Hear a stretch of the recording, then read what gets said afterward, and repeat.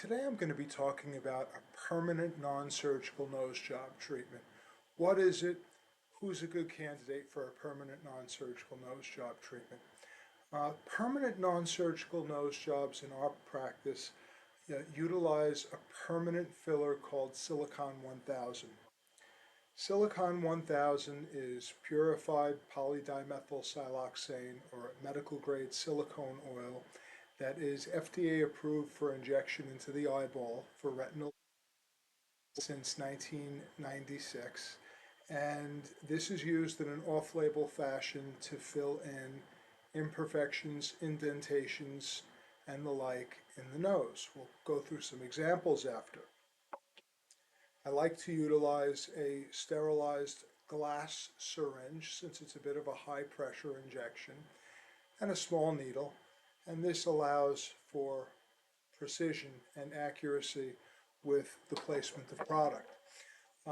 The permanent non-surgical nose job was first described by Dr. Richard Webster in the 1980s. Richard Webster was a famous rhinoplasty specialist, and he documented a series of around 2,000 patients from 1964 to 1984, and during that 20-year period amongst his own patients, he documented the precision, the safety, and the permanence of medical-grade silicone oil for non-surgical revision rhinoplastic procedures, or in his own patients that had a good result but perhaps could have been made better, and was made better by using a little bit of silicone oil. So the concept of utilizing liquid injectable silicone for a permanent non-surgical nose job is nothing new. This was taught to me by my rhinoplasty teacher 25 years ago, which was taught to him by his teacher, and it ultimately started in New York City around 60 years ago. This should be differentiated from temporary gel fillers, which are much more in vogue today. And we don't advocate temporary gel fillers in the nose for several reasons. Temporary gel fillers can occasionally lead to necrosis or dead skin, which means it's probably not the best filler for somebody that's had previous nasal surgery and might have some vascular compromise to the nose. And temporary gel fillers are also, in rare instances, associated with blindness, stroke, infection, biofilm formation, which is an indolent type of infection because hyaluronic acid, HA, which is typically used with non-surgical nose jobs, is a sugar molecule, and it's a gel, it's thick, it can block blood vessels, or if it's inadvertently injected into a blood vessel, it could travel to the brain, it could travel to the eye, it can cause problems. Hyaluronic acid can cause problems, and especially if you've had a previous rhinoplasty surgery. We've been using Silicon 1000 for 25 years, and my experience echoes that of my teacher and his teacher. Extremely safe, excellent precision, permanence, and long-term stability, especially in the nose. So I wanted to make that distinction between a permanent and a temporary.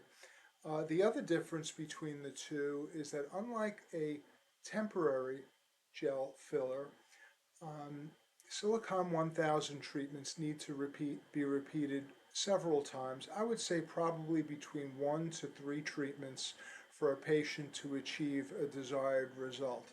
Silicon 1000 cannot be removed once it's injected. It cannot be dissolved.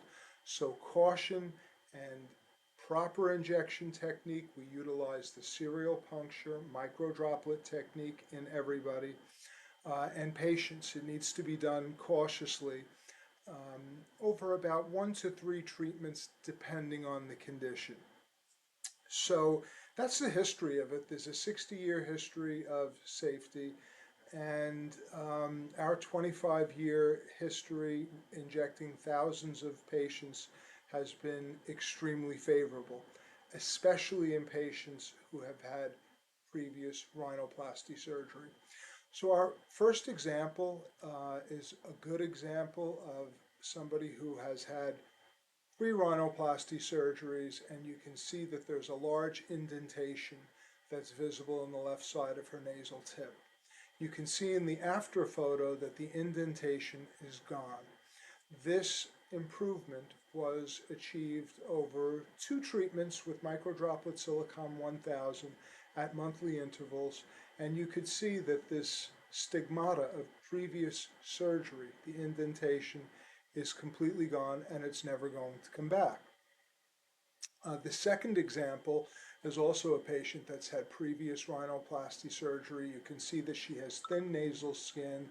She has a persistently wide and crooked nasal appearance with an indentation along her left nasal side wall, and there's significant nostril retraction and nostril asymmetry.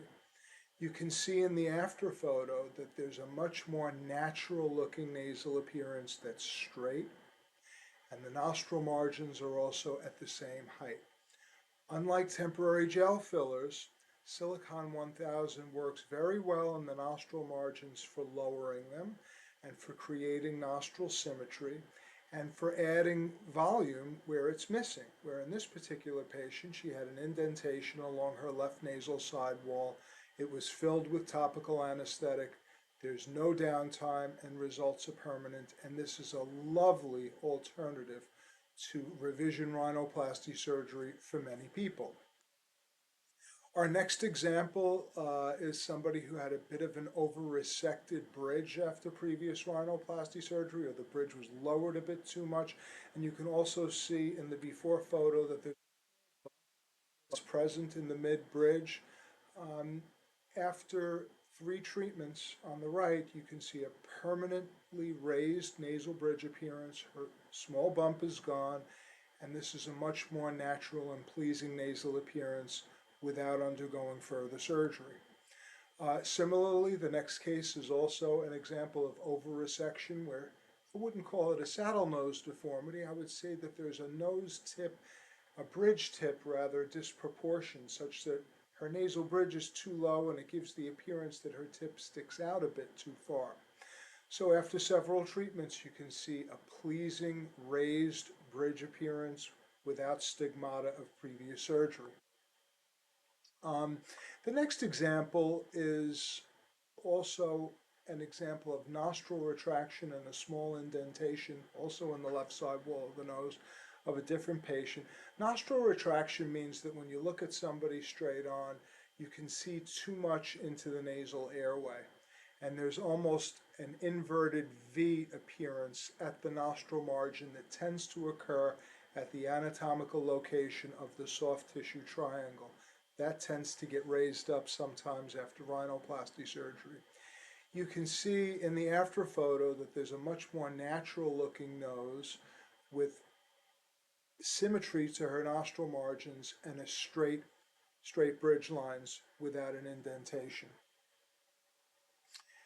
The next example is also a patient who underwent previous nasal surgery, and she's got a bit of a crooked and pinched tip appearance, also with nostril retraction.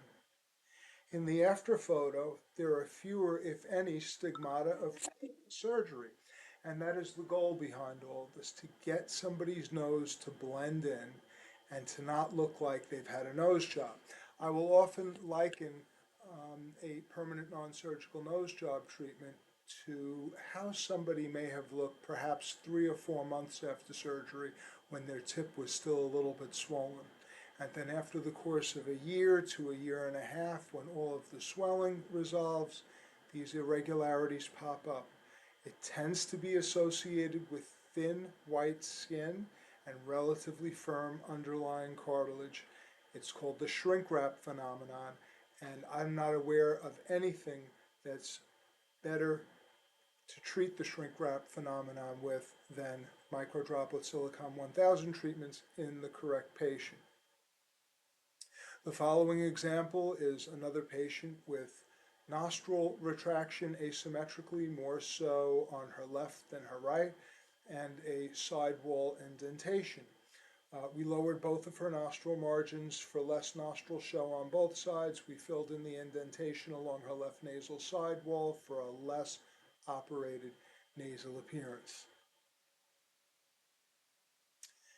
This is another example of previous rhinoplasty surgery that was performed elsewhere, and the patient was really dissatisfied with the retraction of the nostrils. It's not natural looking to have upside down triangles at the nostril margins. And it's really easy to repair this with a few droplets of silicon 1000 directly into the retracted area, which functions to lower it for a more pleasing nasal appearance, and in this case also a straighter nasal appearance without stigmata of previous surgery.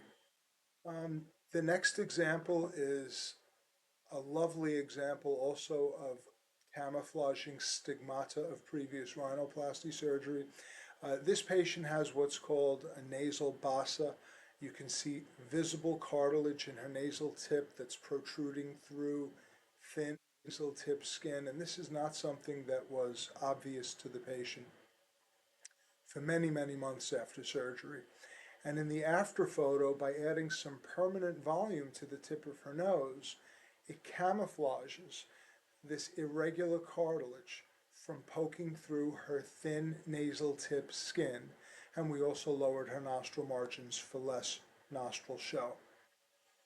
The next example is a patient who's never undergone a rhinoplasty surgery. She has a small profile hump. Silicon 1000 is not as robust a filler as HA is. HA is a hydrophilic filler. It loves water, it holds on to water, so it really can do certain things that Silicon 1000 cannot. For a treatment to camouflage a small dorsal hump, 2 to 3 treatments tend to be necessary at monthly intervals.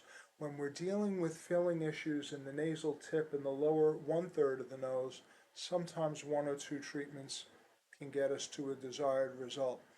And this young lady, she didn't like the small dorsal hump on her nose. It was permanently camouflaged without undergoing rhinoplasty surgery. This particular patient has so many of the stigmata of previous surgery that I wanted to include him.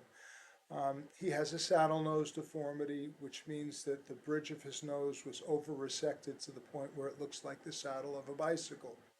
He has bassae in his tip, or knuckles of cartilage that are sticking through his thin nasal skin, and there's also significant nostril retraction. And you can see in all of his views that after 3 treatments, he has a less operated nasal appearance. It looks completely natural, and the patient is thrilled. And it would have been a major ordeal to undergo a revision rhinoplasty surgery with cartilage grafting to the dorsum, grafting to the tip.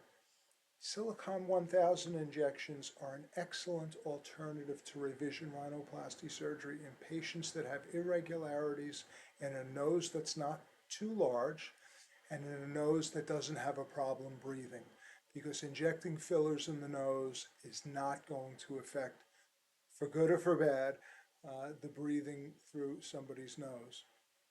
And the last example that I'd like to show is also a patient who has not undergone rhinoplasty surgery. She's an Asian patient that had a broad, flat nasal appearance, and she was overall happy with the appearance of her nose on front view. She just wanted a higher nasal bridge. And this example is permanent bridge raising after 3 treatments without undergoing rhinoplasty surgery.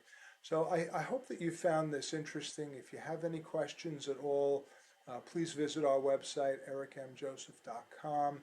You can go to the contact page. We offer free digital consultations where you can upload your photos with a description of what's bothering you, and I'd be happy to look at your photos to answer the question whether or not you may or may not be a candidate for a permanent non-surgical nose job treatment. Thank you so much for listening, and have a lovely day.